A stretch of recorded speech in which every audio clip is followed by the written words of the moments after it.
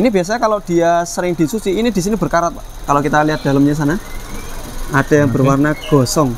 Sebelum terbakar biasanya ada muncul kasus yang namanya nyendat, Pak. Itu dampaknya apa? Ketika dia trouble, mesin menjadi pincang, Pak. Kemudian di knalpot belakang terdengar suara letupan. Blub blub blub blub blub blub blub. Tapi kalau di awal-awal, ini yang sulit untuk dicari. Dari Jakarta mulai nitik sampai sini kemungkinan udah mulai makin parah berarti. Makin parah. Assalamualaikum warahmatullahi wabarakatuh, Sobat Apedia. Selamat siang menjelang sore dari bengkel AH Motor, bengkel kesayangan kita, Yogyakarta. Masih di suasana Agustus, merdeka untuk Indonesia tanah airku. Baik, Sobat Apedia, apa yang mau kita bagi di sore hari ini? Masih bersama Mas Hardi tentunya.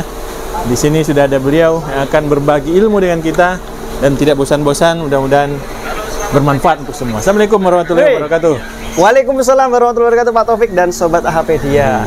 Merdeka selalu sehat. Merdeka, Pak. Merdeka. Ini udah pertengahan Agustus. Agustus. Bentar lagi, 5 hari lagi, ini tanggal 25. Apa itu, Mas? Ya, habis, Pak, gajiannya, Pak.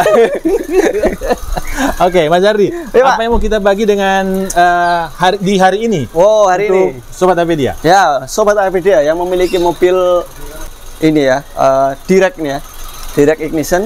Nah, itu dia banyak sekali yang mengalami mesin pincang, Pak. Ketika umur mobil udah di atas 80.000 km untuk usia 10 tahun ke atas. 10 tahun ke atas. Nah, jadi kan ada beberapa mobil tuh yang 10 tahun ke atas, ada yang sampai 150.000 kilo, ada yang baru 70, ada yang baru 80, tapi rata-rata 10 tahun ke atas itu dia udah mulai banyak trouble untuk mobil, terutama di pengapiannya gitu. Untuk pengapian ini sendiri, itu dampaknya apa? Ketika dia trouble, mesin menjadi pincang, Pak. Nah, efeknya kalau mesinnya pincang, dia ketika idle itu getarannya terlalu besar. Ketika digas, tenaganya tidak seoptimal ketika pengapiannya normal semuanya. Nggak spontan? Nggak spontan. Digas, aduh lelet sekali. Kemudian BBM-nya jadi boros. Kemudian di knalpot belakang terdengar suara letupan. Blub blub blub blub blub blub blub. Kayak gitu. Nah, kebanyakan hal ini disebabkan karena koil pengapian. Kayak gitu. Kalau untuk busi, kami belum pernah menemukan busi original ya. Itu yang sampai membuat dia menjadi mati. Itu jarang. Kebanyakan koilnya dulu yang kalah. Kayak gitu. Nah, koil ini sendiri, kita ambilkan barangnya dulu, Pak. Oke, siap. Nah, koil ini, Pak, ya, yang sering terjadi trouble itu adalah di selongsongnya. Jadi ada beberapa titik yang dari koil ini kalau kita perhatikan kode kepalanya itu pasti 22448. Tinggal belakang ada yang ED, ada yang 1HC, ada yang 1KT, ada yang 8H. Nah, kayak gitu ini, teman-teman. Tuh, kodenya tuh. Nah, ini biasanya yang terjadi trouble itu di selongsongnya sini, Pak. Dia selongsongnya kebanyakan itu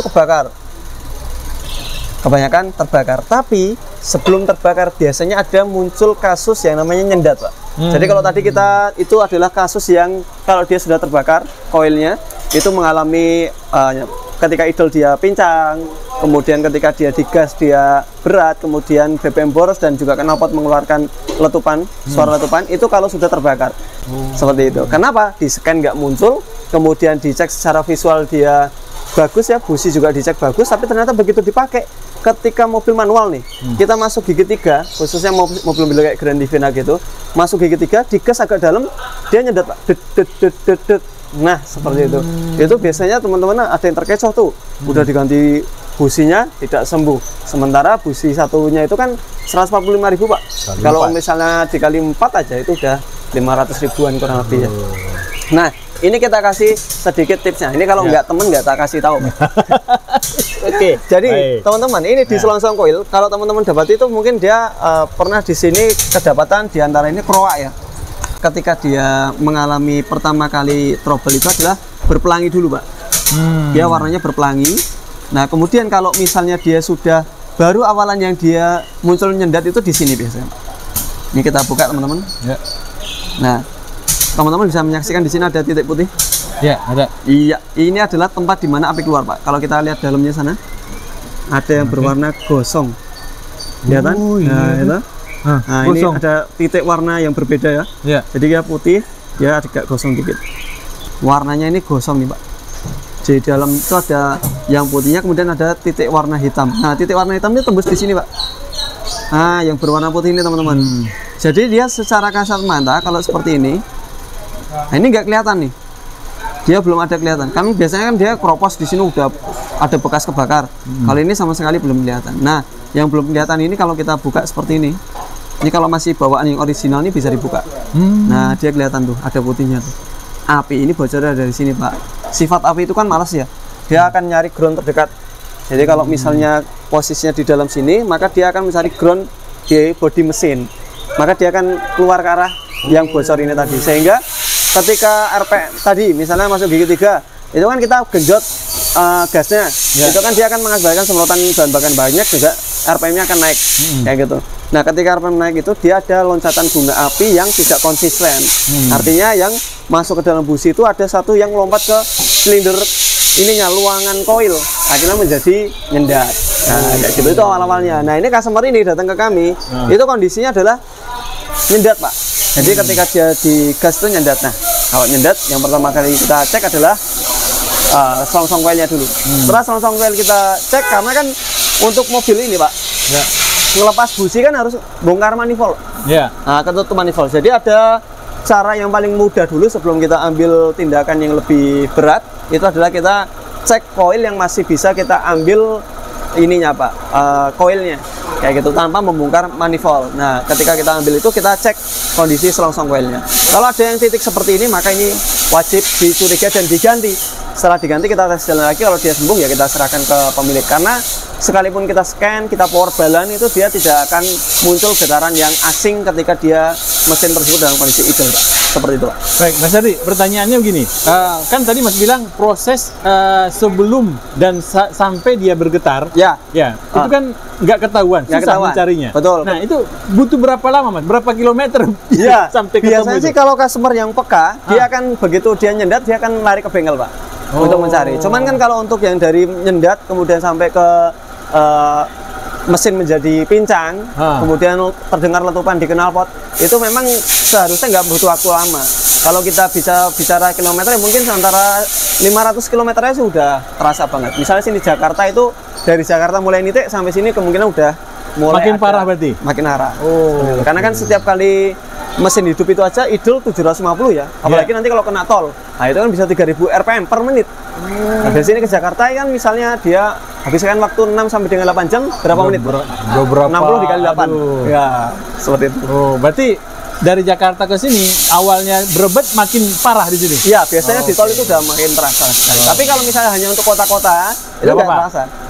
Karena kota-kota kan misalnya dia macet gitu. Karena macet kemudian 1, 2, 3 itu udah clear. Biasanya jarang nginjak gas agak dalam, itu nggak begitu ketahuan. Tapi tahu-tahu nanti mesinnya kok jadi terdengar suara pincang, kemudian knalpotnya ada suara dep.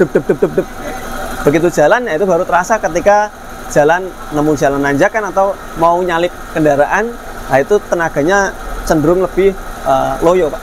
Baik, Mas Hadi, tadi kan kita ngebahas mobilnya Nissan ya? Nissan ya. Dengan konsep pakai selongsong koil. Pakai selongsong koil, benar, Pak. Di mobil lain, seperti apa modelnya, Mas? Oke, Pak, di mobil lain saya browsing dulu Tokopedia. Oke, baik. Kita nanti saya taruhin fotonya. Untuk yang selongsong seperti ini, Pak, ada beberapa model, Pak. Ada koil itu yang dia modelnya itu selongsongnya bukan berbahan plastik karet seperti ini. Meskipun dia besi, tapi tetap ada isolasinya. Tujuannya adalah supaya rambatan listrik itu tadi tidak nyetrum, Pak. Nah, ketika dia ada isolasinya kan dia nggak nyetrum. Tapi kebanyakan selongsong koil yang rusak itu yang berbahan, ini kan plastik, Pak. Nah, berbahan plastik, kemudian dia ada karetnya. Nah, plastiknya ini dia yang biasanya rentan sekali kena. Kayak misalnya kalau kita cek itu di toko-toko online itu ada yang penjualannya banyak, itu termasuk APV, Suzuki APV, kemudian ada Mercedes-Benz. Itu pun juga menggunakan yang selongsong koil tapi dia putaran biasanya. Putaran.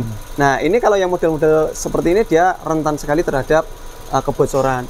Tapi kita nggak bisa menilai itu berapa ribu kilometer, tapi umumnya mobil yang di atas 10 tahun udah lebih dari 80.000 kilo ini rentan sekali terhadap kebocoran. Karena kan di dalamnya sini dialiri listrik voltase tinggi, Pak. Gitu, Pak. Mas Hadi, rusaknya selongsong koil ini itu tidak ada penyebab lain selain dari usia? Ya, ada, Pak. Jadi penyebabnya kan gini, ketika mobil ini normalnya itu adalah dimakan usia. Tapi ada beberapa mobil itu yang sifatnya lebih cepat Misalnya kalau mobil dicuci steam.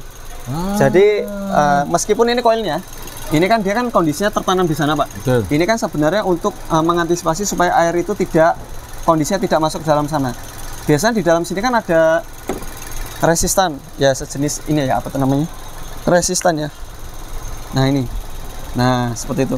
Ini biasanya kalau dia sering dicuci, ini di sini berkarat, Pak. Nah, kalau berkarat dia juga bisa mengakibatkan berbet karena apa? Terjadinya konduktor yang jelek, konduksi yang jelek. Akhirnya kalau dia berkarat kayak gini, ini dia mesin juga bisa pincang. Mesin juga bisa pincang. Nah itu selain dia menjadikan ini berkarat, ini pun juga lebih cepat getas. Kenapa? Karena dia bukan murni kena panas ya, tapi di sana ada campuran air. Karena kan kalau misalnya air itu masuk ke dalam sini, kemudian dia merendam selongsongnya sini, Pak. Biasanya kalau kita cabut itu di sini warnanya menjadi karatan, kemudian ini menjadi lebih cepat getas. Sebentar Mas, itu rendaman itu hasil air masuk gara-gara dicuci atau kebanjiran? Cuci, Pak. Kalau kebanjiran nanti masuknya bisa sampai ke filter udara. Tapi berarti itu airnya banyak berarti atau cuma bintik-bintik? Biasanya bintik-bintik. Tapi kebanyakan banyak. Ini kalau kita cek di sini ini kan kalau kita lihat kan selang itu sangat sedikit sekali kemungkinan air bisa masuk ya, iya benar. Tapi kenyataannya dia bisa masuk. Mungkin sewaktu-waktu bisa dipraktekkan kalau mobilnya Pak Taufik dibawa disiram. Kita siram. Kita dicek, kan? Kita cek. Tapi mobilnya Pak Taufik ya. Tapi seberapa bisa disebut ini Mas? Kemungkinan habis disiram itu ya, dia masuk ke dalam selongsong. Jadi gini, yang paling sering kita temukan itu adalah habis disiram itu mobil nggak ada masalah, Pak. Oh, belum ada masalah? Belum ada masalah. Okay. Begitu sampai rumah di garasi, kemudian keesok harinya mau dihidupkan, mobil tidak hidup. Kenapa? Karena koilnya terganggu. Jadi ada yang koilnya langsung mati, ada yang koilnya cuma kemasukan tadi kayak berkarat itu tadi, kemudian dia di starter menjadi pincang. Ada yang dia bukan koilnya yang kena sih kalau untuk yang disusi, melainkan di ECU-nya. Itu kita pernah temukan karena di ECU ini di sebelah sini itu dia ada ininya, Pak, ada soketnya. Nah itu soket itu beberapa dia mengalami kerenggangan ya, kemudian dia kemasukan air sehingga itu menjadi konslet ECU-nya. Itu pernah kita dapati. Dan ada yang nggak beruntung juga. Di teman-teman cucian itu, steam itu, kita dapat panggilan suruh datang ke sana. Begitu datang ke sana ternyata ECU sudah berisi air. Aduh. Nah itu. Tuh, Sobat Tapedia. Jadi ternyata bukan hanya masalah usia ya? Ya, Pak. Nah, bisa lebih cepat bila dicuci. Nah, jadi solusinya gimana kalau misalnya teman-teman mau nyuci? Nah, itu sebenarnya videonya udah dibuat sama Mas Erwin waktu dulu ya. Benar. Nah, itu teman-teman bisa pakai spons, kemudian dibasahkan, kemudian spons tersebut diperes, lalu dilap-lap saja tanpa menyentuh area electrical engine. Misalnya apa saja yang menyentuh? Coil, kemudian sensor-sensor, kemudian ada visible link, kemudian di sini ada modul IPDM ya, electrical body, kemudian di sini ada ini apa namanya, transmisi control module atau TCM, kemudian ada ECU di belakangnya, seperti itu Pak Taufik. Jadi hindarin seperti itu item-item yang berbau elektrikal dan yang ada kabelnya. Kalau terutama teman-teman yang menggunakan koil yang berbahan ini ya, apa namanya? Karet. Plastik karet. Plastik ya. Plastik karet itu dia ada kemungkinan bocor di sana. Kalau yang berbahan besi itu apa? Coil unitnya biasanya. Oh, coil unitnya. Kita pernah dapet yang teman-teman CRV itu. Yang Gen 2 itu kan ada yang besi tau dia. Akhirnya harus diganti satu unit. Karena ketika kita cek memang apinya nggak keluar. Apinya nggak keluar. Jadi kalau apinya nggak keluar, dia bisa diakibatkan dari koilnya yang mati. Kalau ini kan misalnya teman-teman cek pakai pengapian kemudian di ground kan seperti itu, nanti busi tetap akan mengeluarkan ini Pak, api Pak. Cuman kan kebocorannya tidak diketahui. Seperti itu. Yang di sini ini tidak diketahui. Ini titik ini yang berwarna putih ini. Karena dia ngumpet di sini. Tuh. Kelihatan tuh. Kalau udah parah ini dia akan terkikis atau sejenis kayak kebakar gitu, Pak. Gitu. Oke. Gitu Pak Taufik. Baik. Terima kasih Mas Ardi. Terima kasih kembali yang menarik untuk semua Sobat Tapedia.